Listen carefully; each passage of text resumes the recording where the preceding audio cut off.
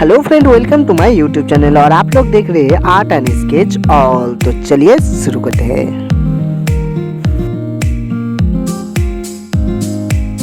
तो इस तरह फ्लावर बनाने के लिए मैं पहले पेंसिल से राउंड किया हूँ और ऑयल पेस्टल कलर यूज करके इसी तरह से फ्लावर मैं इस ड्राइंग में करूँगा। तो आप लोग भी देखिए मैं किस तरह से फ्लावर बना रहा हूँ।